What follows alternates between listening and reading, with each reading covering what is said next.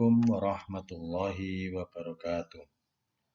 Selamat pagi anak-anak. Ketemu lagi dengan saya belajar bersama. Walaupun masih dalam kondisi pandemi, kita semangat belajar dalam keadaan sehat walafiat ya. Alhamdulillah. Hari ini sebelum kita belajar, alangkah baiknya kita berdoa terlebih dahulu ya. Berdoa mulai. Selesai. Terima kasih. Hari ini kita akan belajar tema 6, subtema 2, pembelajaran 1, Mupel Bahasa Indonesia dan IPA. Yaitu sudah di subtema 2 ya, BP1, perpindahan kalor di sekitar kita. Bersama saya, Ahmad Zamruni. Oke anak-anak, kita mulai. Sudah siap ya? Baik. Hari ini, Siti libur sekolah.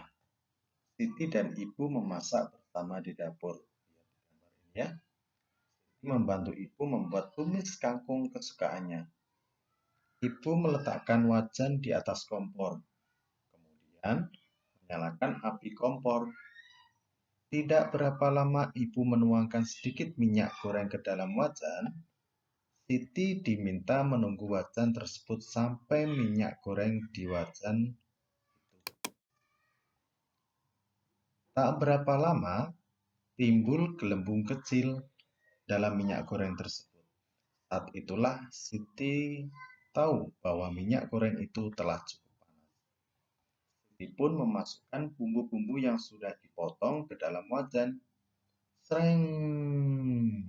Terdengar suara dari dalam wajan. Ketika bumbu itu bertemu minyak goreng panas, aroma bumbu pun menyebar di seluruh ruang dapur. Sedapnya. Dari gambar ini, dari cerita ini, pasti kamu akan bertanya-tanya. Siti kok tahu ya? Minyak goreng itu telah panas? Dari mana dia tahu? Nah, mari kita pelajari, yaitu pembelajaran 1, perpindahan kalor di sekitar kita. Pernahkah kamu melakukan kegiatan yang serupa dengan Siti dan ibunya?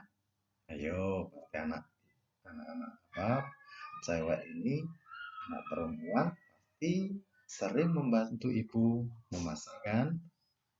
Ya, menurutmu sumber panas apakah yang digunakan Siti untuk memasak? Sumber panas apa yang digunakan Siti untuk memasak?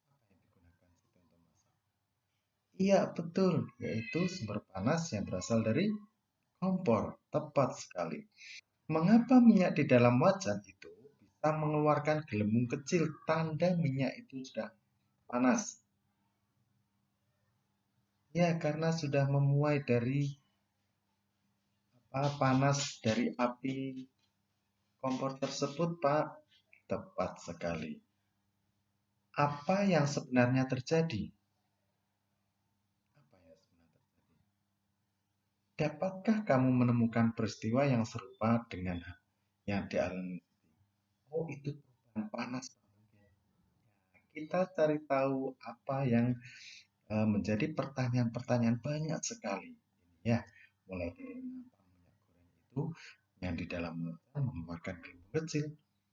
Mengapa? Apa yang terjadi? Bisa nggak kamu menemukan peristiwa tersebut? Apa yang dialami oleh Siti? Oke, untuk mengetahui hal-hal tersebut, mari kita baca terlebih dahulu bacaan berikut. Perpindahan panas atau kalor. Nah, untuk mengetahuinya kita harus membaca terlebih dahulu ya. Pernahkah kamu membantu ibu memasak sayur?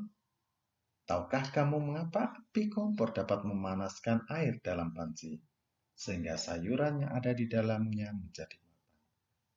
Ketika kamu memasak sayuran, panas dari api kompor berpindah ke dalam panci. Ini panas dari api kompor berpindah ke dalam panci. Kemudian, panas tersebut berpindah ke dalam air sehingga air menjadi panas dan sayuran yang ada di dalam menjadi matang. Peristiwa tersebut membuktikan bahwa dapat berpindah. Ya, panas dapat berpindah. Letak matahari dari planet kita ini sangat jauh, yaitu sekitar 150.100.000 kilometer. Jauh sekali.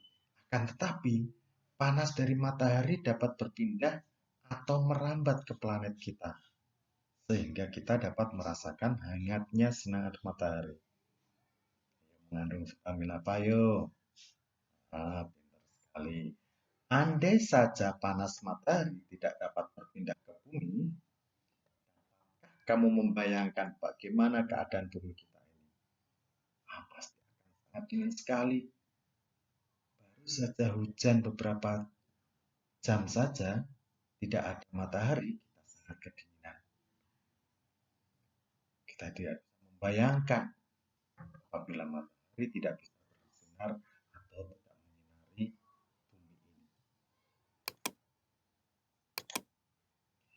Panas berpindah dari benda yang bersuhu tinggi ke benda yang bersuhu lebih rendah. Saya ulangi, panas berpindah dari benda yang bersuhu tinggi ke benda yang bersuhu lebih rendah. Bagaimana panas dapat berpindah? Panas dapat berpindah melalui 3 cara, yaitu konduksi, konveksi, dan radiasi. Saya ulang, panas dapat berpindah melalui 3 cara. Ada berapa anak-anak? Betul, 3 cara, yaitu pertama konduksi, kedua konveksi, dan yang ketiga adalah radiasi. Konduksi adalah cara perpindahan panas melalui zat perantara seperti benda padat. Saya ulangi, konduksi adalah cara perpindahan panas melalui zat perantara seperti benda padat. Contoh konduksi adalah panci. Kan zat padat ya, perantaranya padat. Zat padat itu benda padat. Ini akan benda padat. Logam yang panas karena diletakkan di atas kompor yang berapi. Panci logam itu kan benda padat ya, maka mereka akan diletakkan di atas kompor berapi. Konveksi, beda dengan konveksi, adalah perpindahan panas yang disertai dengan perpindahan bagian zat perantaranya. Saya ulangi, perpindahan panas yang disertai dengan perpindahan bagian zat perantaranya. Contohnya bagaimana toh? Air di dalam panci yang dipanaskan hingga mendidih. Ya, air di dalam panci yang dipanaskan hingga mendidih. Jadi, konveksi itu perpindahan panas yang disertai dengan perpindahan bagian zat perantaranya. Perantaranya tadi apa? Iya, betul, panci logam. Perpindahan dari panci logam tadi, maka panas itu di dalam panci tersebut, maka airnya akan ikut mendidih karena panci tersebut mendapatkan konduksi dari kompor yang berapi. Sedangkan radiasi, berbeda dengan radiasi, adalah cara perpindahan panas dengan pancaran yang tidak membutuhkan zat perantara. Ulangi, cara perpindahan panas pancaran yang tidak membutuhkan zat perantara. Peristiwa radiasi yang terjadi sehari-hari adalah sinar matahari yang sampai ke bumi dan menghangatkan udara serta makhluk hidup di bumi. Ya, itu adalah sedikit tentang perpindahan panas. Ada berapa tadi? Betul, ada 3, konduksi, konveksi, dan radiasi. Oke, anak-anak, kita akan mempelajari terlebih dahulu. Sebelum itu kita harus membaca lagi, dibaca 2 kali. Nanti anak-anak, perhatikan ya, nanti anak-anak ambillah beberapa kata kunci di setiap paragraf. Lalu catat. Perhatikan paragraf 1. Hal-hal penting. Api kompor dapat memanaskan air dan sayuran di dalam panci. Ini adalah satu hal penting. Paragraf 2. Hal penting apa yang perlu kamu sampaikan? Selanjutnya, perhatikan kembali bacaan di atas, lalu buatlah kalimat lengkap menggunakan kata baku. Ya, api itu artinya apa? Buat kalimat tentang kata api. Panas, berpindah, suhu, logam, mendidih, dan pancaran. Lanjutkan, itu adalah tugas kamu untuk bacaan tersebut. Di bacaan tersebut, itu kan perpindahan panas dan kalor tadi, kamu buat pikiran. Ya, agar lebih paham tentang bacaan itu. Perpindahan panas atau kalor, itu kan tadi ada 3 ya, melalui apa tadi? Ya, betul. Kamu tulis pertama itu apa, kedua apa, ketiga apa, lalu kamu tentukan peristiwa apa. Artinya, contohnya, caranya itu bagaimana tadi ya, perpindahan panas melalui 3 hal, itu kamu tulis contohnya apa, kamu tulis di sini. Setelah itu tulislah pemahamanmu tentang isi bacaan tersebut, gunakan kalimat lengkap menggunakan kata yang tepat. Ternyata panas dapat berpindah dengan beberapa cara ya tadi. Setelah membaca bacaan itu, saya lebih paham dan mengerti. Ya, paham, pasti paham bahwasanya ada 3 cara dalam perpindahan panas tadi. Dan sudah diberikan contohnya tadi.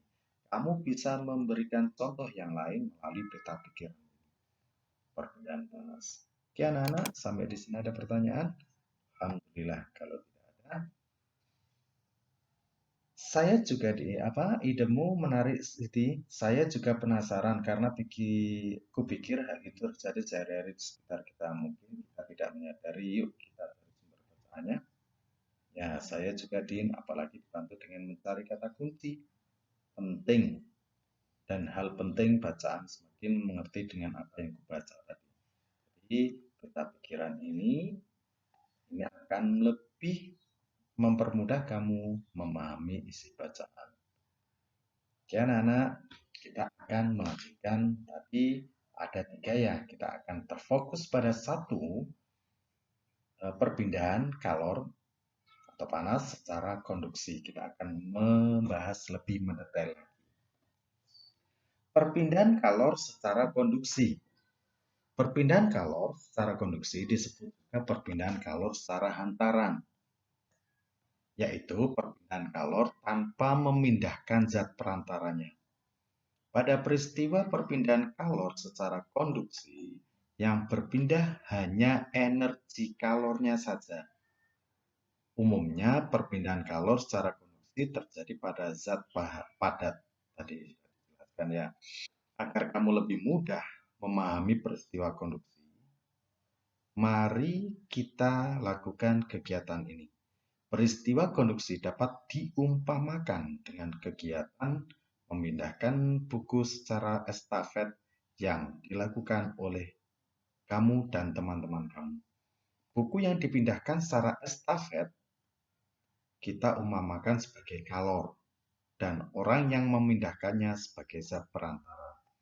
Ketika kamu dan teman-teman kamu memindahkan buku secara estafet, yang berpindah hanya buku itu saja.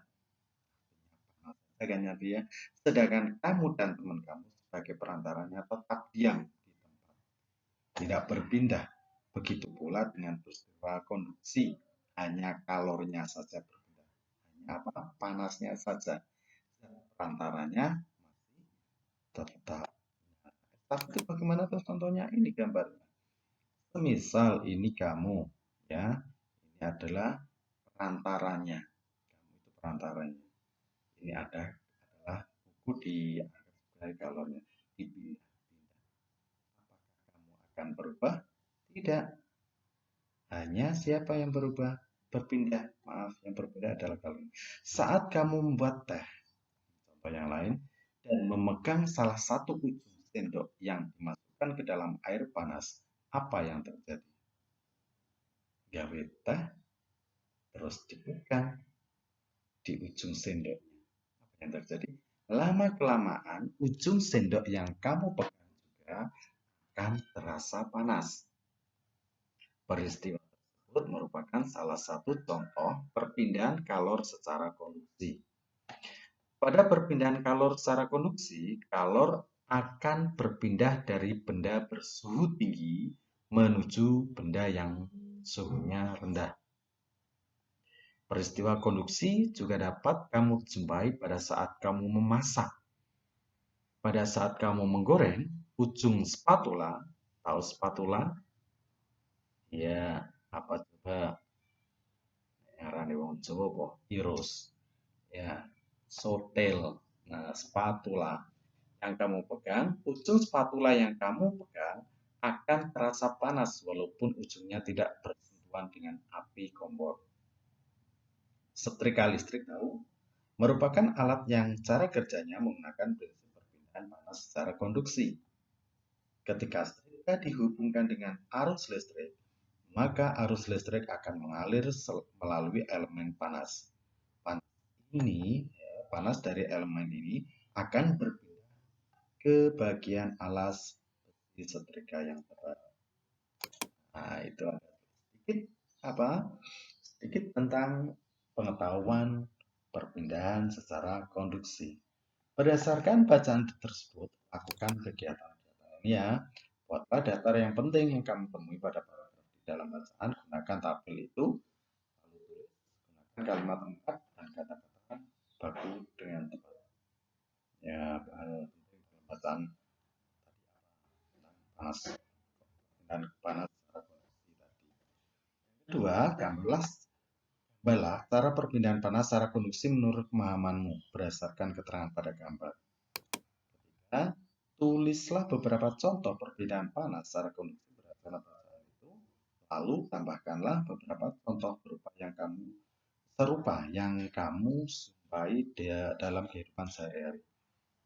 Ya, coba selain tadi spatula tadi, selain membuat teh tadi, kira-kira contoh apa lagi? Contoh perpindahan panas secara konduksi berdasarkan bacaan. Contohnya apa? Terus kamu cari 3 contoh dalam kehidupan sehari-hari selain contoh yang di bacaan tadi. Oke, ini untuk pemahaman kita akan apa? Perpindahan panas secara konduksi. Berikutnya anak-anak, kita harus mencoba latihan. Kita praktekkan. Peristiwa perpindahan panas secara konduksi dapat kita jumpai sehari-hari di sekitar kita. Kali ini kamu akan mengamati dan melakukan percobaan. Coba dibuktikan ya, perpindahan panas secara konduksi. Lakukan kegiatan berikut ini dengan mengikuti petunjuk secara sama. Kamu siapkan ya. Menyelidiki perpindahan panas secara konduksi. Alat apa saja tuh yang perlu kita siapkan? Sebuah sendok dari logam, 200 ml air hangat, sebuah gelas bening. Ingat ya anak-anak, harus hati-hati karena kita prakteknya menggunakan air panas. Yang kedua menggunakan gelas bening. Ya, ini harus hati-hati ya. Cara kerjanya bagaimana? Masukkan air hangat ke dalam gelas bening. Biasanya airnya di termos, terus kita masukkan ke gelas ya. Kedua, masukkan sendok ke dalam gelas yang berisi air hangat. Ketiga, setelah beberapa saat, peganglah ujung sendok dengan tanganmu. Keempat, tetaplah memegang ujung sendok selama lebih kurang 2-3 menit. Ya, kamu pegang. Nah, yang kelima, catatlah apa yang kamu rasakan. Mulai dari awal sebelum mulai dari 2-3 menit tadi, mulai awal sampai 3 menit kamu rasakan. Terus kamu apa yang terjadi. Yang pertama kali kamu bagaimana? 2-3 menit bagaimana rasanya. Ya, kamu. Setelah melakukan kegiatan itu, coba kamu jawab ya, apa yang kamu rasakan setelah memegang sendok yang dimasukkan dalam air hangat? Mengapa ujung sendok yang kamu pegang terasa panas? 3, termasuk peristiwa apakah perpindahan panas pada percobaan ini? Mengapa disebut demikian? Terima kasih. Itu mungkin yang bisa saya sampaikan. Pada intinya, ini kita telah belajar bahasa Indonesia, bagaimana cara mencari kata-kata penting, kalimat penting, dan menggunakan kata baku. Ya, kata baku itu harus sesuai dengan KBBI. Ya, dan juga membuat apa tadi peta pikiran agar kamu lebih mudah memahami isi bacaan. Yang kedua, kita telah mempelajari perpindahan panas, yaitu terdapat 3 perpindahan panas: konduksi, konveksi, dan juga apa tadi anak-anak? Ingat radiasi. Oke. Yang ketiga, kamu juga telah mempelajari tentang apa tadi? Betul, yaitu kita mempraktekkan tentang konduksi. Konduksi itu apa toh? Ya, perpindahan panas dengan melalui peran antara. Mungkin itu yang bisa saya sampaikan. Sebelum kita selesai, mari kita berdoa terlebih dahulu. Berdoa mulai selesai. Alhamdulillah. Saya akhiri. Assalamualaikum warahmatullahi wabarakatuh.